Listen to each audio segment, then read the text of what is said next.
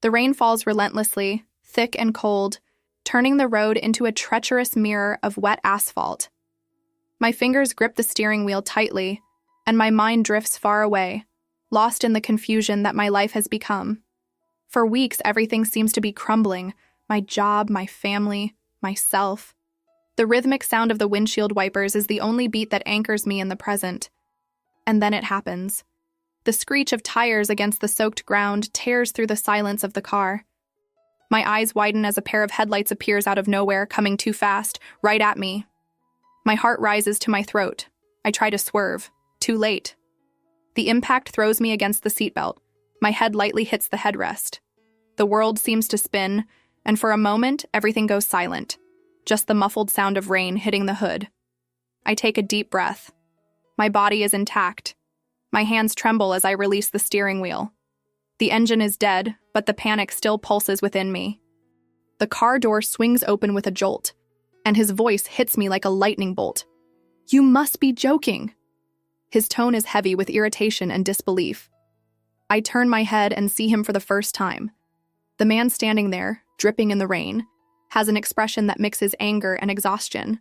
Dark hair sticks to his forehead, his jaw is clenched, and his eyes, piercing blue eyes, stare at me as if I were the very storm that just turned his night upside down. "Me?"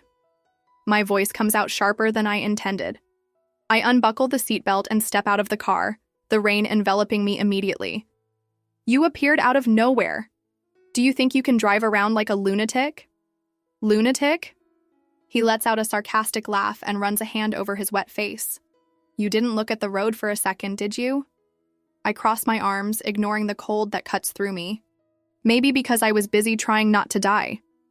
His chest rises and falls quickly, fists clenched at his sides. The way he looks at me, as if he's holding back words with all his might to avoid exploding. But there's something else there. Something that makes me hesitate. It shouldn't be like this. We should be arguing, hurling accusations with no other feeling but anger and frustration. But for a moment, the world seems to slow down. His eyes meet mine, and the air grows heavy. The wind howls around us, the rain continues to fall, but all of that disappears the moment we lock eyes. It's just an instant. A single instant in which my heart falters, and I realize that this encounter is not just a mistake. It's an impact. And it wasn't just in the car. It was inside me. The smell of the hospital is always the same. Antiseptic, cold, uncomfortably clean. I try to ignore the uncomfortable sensation that runs over my skin as I cross my arms over my chest and face the man sitting across from me. He looks as irritated as I do, jaw clenched, eyes fixed on his phone, as if he wants to be anywhere but here. I feel the same. The nurse has already checked that we're fine. Nothing but a few bruises and a slightly bruised ego. But we're still here, waiting for the damn medical report to attach to the police report. "Do you always drive like that, or did you just want to test it today?" He breaks the silence without looking away from the screen. I roll my eyes. "Are you always like this? Or did you just want to be unbearable with me?" He sighs and this time meets my gaze. The blue of his eyes is darker under the fluorescent light. "I shouldn't have been on that road." I furrow my brow. "What do you mean?" He hesitates. For a moment, he seems to consider whether to answer or not. But then he looks away and shakes his head. Forget it. Curiosity stirs inside me, but before I can press him, a police officer enters the room. "All right.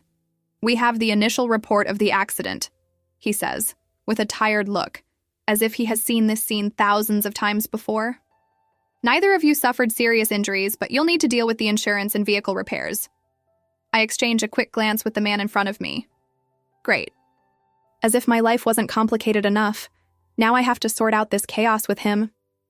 "We need documentation from both of you, as well as contacts for the necessary procedures," the officer continues. I let out a sigh and take out my wallet. As I extend my driver's license, I notice he does the same, but his hands hesitate for a second before he hands his over. My eyes fall on the name on the document. Ethan Carter. Somehow the name suits him. Solid, direct, a bit cold. "Here's the police report," the officer says, handing a copy to each of us. You'll need to keep in touch to resolve the insurance and any other issues related to the accident. I exchange a look with Ethan, and something in his expression tells me he's as frustrated as I am. Great. Now we're stuck with each other, like it or not. The rain has stopped, but the cold remains. I'm standing next to my wrecked car, assessing the damage with a growing sense of frustration. The shop confirmed what I already knew. Repairs are going to cost a fortune. And then, as if the universe wanted to test my patience one more time, he shows up. Ethan Carter. The name has already etched itself in my mind like a curse. He gets out of the rental car and walks toward me with the same closed-off expression as always. His hands are shoved in his jacket pockets, his hair still slightly tousled by the wind. Has the insurance responded? He asks, straightforward. No, hi. No trace of basic politeness. I cross my arms. Good afternoon to you too. He lets out a short sigh. Good afternoon. So? I resist the urge to roll my eyes and shake my head. Not yet. It seems like it's going to take some time. And in the meantime, I'm left without a car. He looks at the damage on the hood of my car. You can rent one. I let out a dry laugh. Wow, what a brilliant solution. Why didn't I think of that? Finally, he looks at me, and there's something different in the way he's staring at me this time. As if he's really seeing me for the first time. Are you always like this?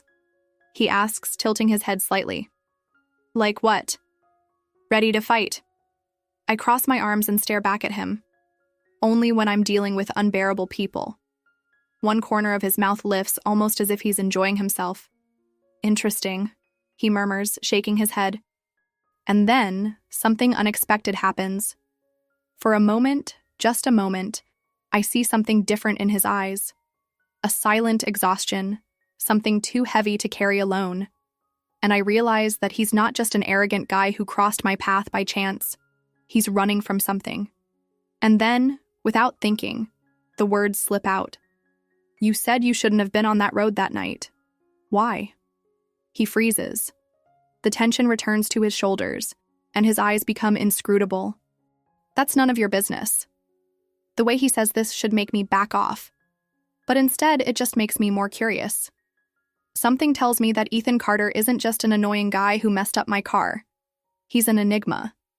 And unwittingly, I'm starting to want to decipher him. The sound of the engine sputtering is the first thing that makes me realize I'm in trouble. The second is the fact that I'm alone in the middle of an almost empty parking lot, with my phone about to die and a completely flat tire. I let out an exasperated sigh and kick the side of the car, as if that would somehow solve my problem.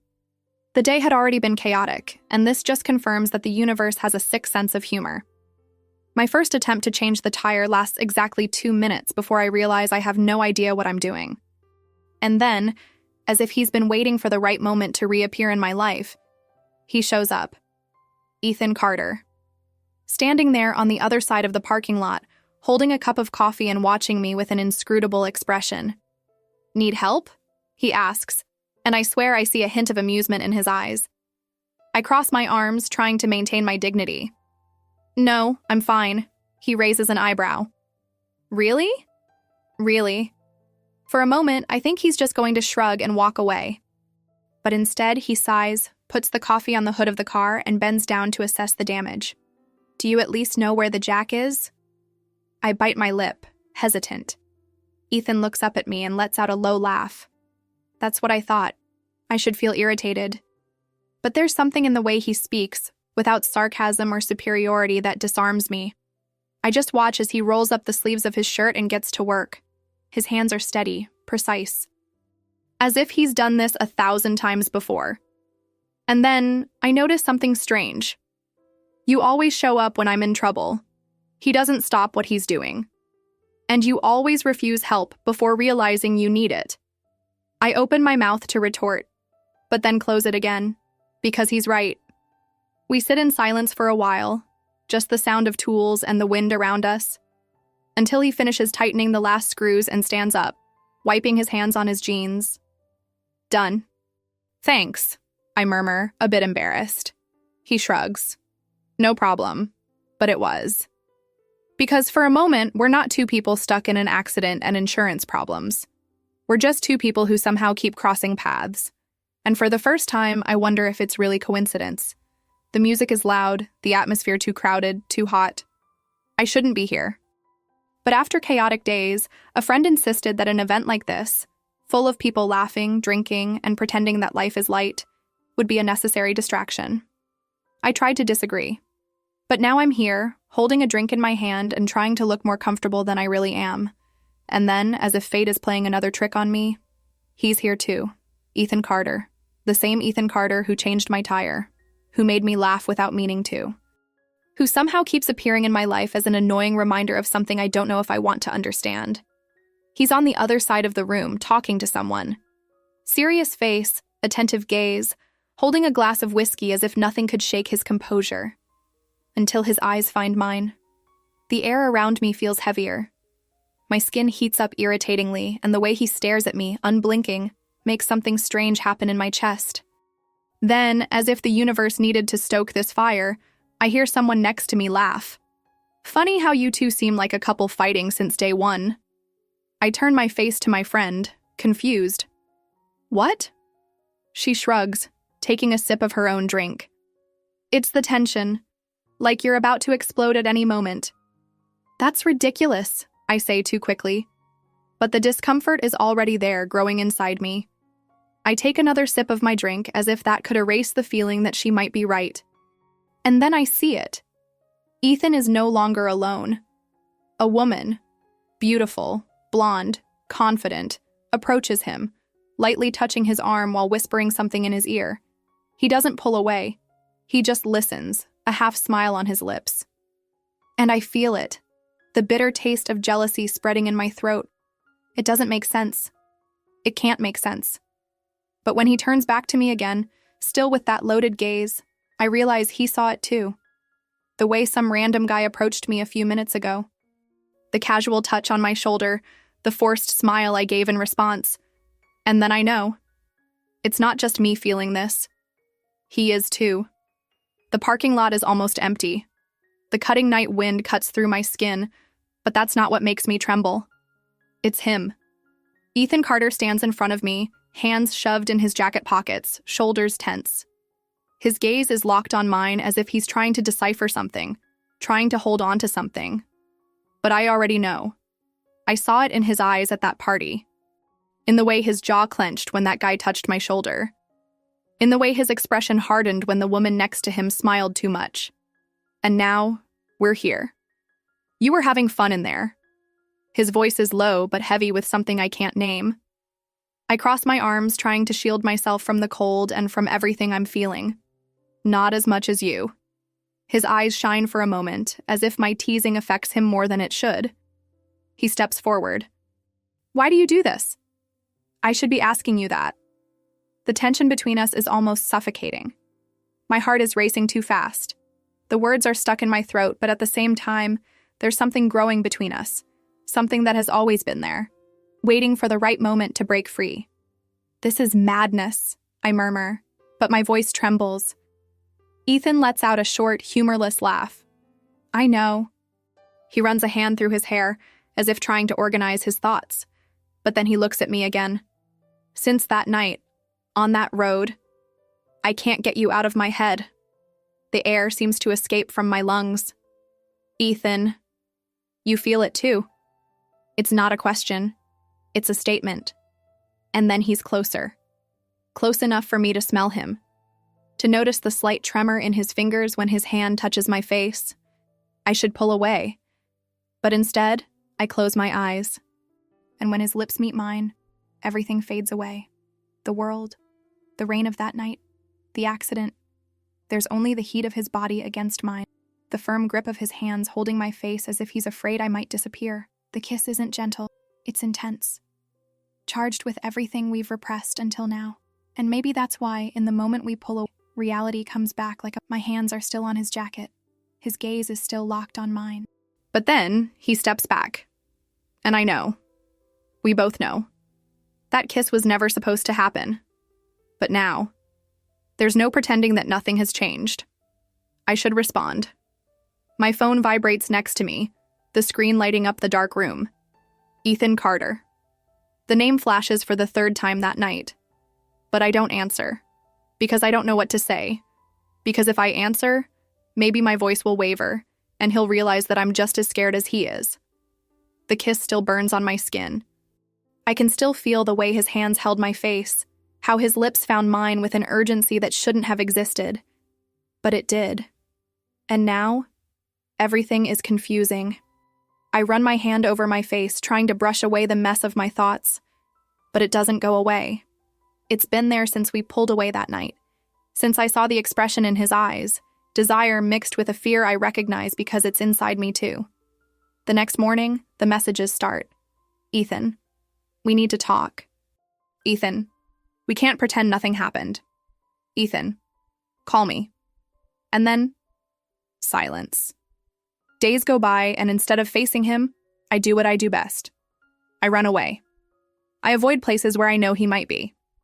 I ignore calls. I focus on work, trying to fill my routine with anything that keeps me from thinking about him. But it's no use, because Ethan Carter is ingrained in my mind. And apparently, he's tired of waiting. When I open the door to my building that night, he's there. Leaning against the car, arms crossed, his gaze too intense. My heart leaps so hard that I almost lose my breath. Are you going to keep ignoring me? He asks, his voice low, heavy with something dangerous. I swallow hard. Ethan, no. He interrupts me, unfolding his arms and stepping forward. You're not going to run away again. My chest tightens. I'm not running. He lets out a dry laugh. No? Then tell me that kiss meant nothing. Look me in the eyes and say you didn't feel anything. The silence stretches between us. Because I can't say that. And then he shakes his head, letting out a tired sigh. I don't know what to do with this, he confesses. And this time, his voice doesn't carry anger. Just a real, raw fear. And I understand. Because I don't know either. But the truth is, no matter how much I try to run, he always finds me. The city is steeped in the silence of the early morning when my phone rings. My heart races even before I look at the screen. Ethan. I hesitate for a second before answering. Hi. My voice comes out low, almost a whisper. On the other end of the line, he doesn't say anything for a few seconds. I can hear his breathing, the muffled sound of a car engine in the background, and then, finally, his voice. I need you. Something in his tone makes me get up from the couch immediately. Where are you? At the bar at the corner of your street. My chest tightens. Ethan wouldn't reach out to me like this in the middle of the night if it wasn't serious. When I arrive at the bar, the scene I find hits me like a punch. Ethan is leaning against the counter, his expression exhausted, his gaze lost. Next to him, a glass of whiskey practically untouched. But it's not the alcohol that worries me. It's the pain etched on his face. What happened? I ask, approaching slowly. He lifts his eyes to mine, and for a moment, I see something he's been trying to hide for a long time. Today marks 1 year. I sit down next to him, feeling my heart tighten. A year of what? He lets out a heavy sigh, runs his hands over his face. And then finally he says, a year since my brother died. The confession takes me by surprise. Ethan never mentioned a brother. He never talked about his past. He always kept everything buried deep down, as if avoiding it was the only way to survive. And now, everything is there, exposed before me. My chest tightens, and without thinking, I touch his hand on the counter. He doesn't pull away. I shouldn't have been on that road that night, he says, his voice hoarse. I was driving aimlessly because I couldn't breathe, because guilt still consumes me. I close my eyes for a moment, absorbing his words. Now it all makes sense. The way he avoids talking about himself, the way he tries to keep his distance. He carries a weight he thinks no one can share. I squeeze his hand firmly. You don't have to go through this alone. He looks at me, and this time there are no barriers between us. I don't want to drag you into my chaos. I hold his face in my hands, forcing him to look at me. What if I want to be in it? The air between us thickens, charged with something intense, something that has always been there, growing with every argument, every touch, every silence that spoke more than any word. And then, without warning, Ethan pulls me close. His arms wrap around me tightly, as if I were his only anchor in the midst of the storm. And I realize I am. And for the first time, he chooses to stay. The road is wet, just like that night. The city lights shimmer in the distance, reflected on the soaked asphalt, and the air carries that smell of wet earth that always comes with recent rain. I should be afraid to be here again, to return to the place where it all began. But this time, I am not alone. Ethan is by my side, standing next to the finally repaired car. His hands are in his jacket pockets, but his gaze is fixed on me, and there's something different about him now. Something lighter. Something that says he has finally stopped running. Funny that we're here again, don't you think? I murmur, looking at the stretch of road where our cars collided. I don't believe in fate, he says, quietly. I turn my face to meet his gaze, and he lets out a short laugh before continuing. At least, I didn't believe, until you showed up in my life like a walking disaster. I roll my eyes, but a smile escapes. So now I'm a disaster? Ethan steps closer, closing the distance between us. His gaze softens as he touches my face, his thumb tracing a slow path across my skin. A beautiful disaster, and the only one I wouldn't trade for anything. My chest tightens. Ethan has never been one to say much. He hides behind his silence, his heavy looks, his subtle gestures. But now, he is here, allowing himself to feel. I spent too much time thinking I didn't deserve good things, he continues, his voice low but firm. But with you, for the first time, I want to try. I don't realize I'm holding my breath until he leans in and rests his forehead against mine. I close my eyes and let the sensation wash over me. His scent, the warmth of his touch, the way his presence has always been intense, but now it feels comfortable. I never thought something beautiful could come from chaos. I confess, my voice barely a whisper. Ethan smiles against my skin before murmuring, "Then I guess we just proved that chaos can be the best thing that ever happened to us." And when he kisses me, slowly and deeply, I know he's right. Sometimes the biggest impacts don't happen on the asphalt. They happen within us. If you made it this far, I want to know, what would you do in the protagonist's place? Do you think fate really brought them together? Comment below, like and share this story, and subscribe to the channel if you want more romances like this.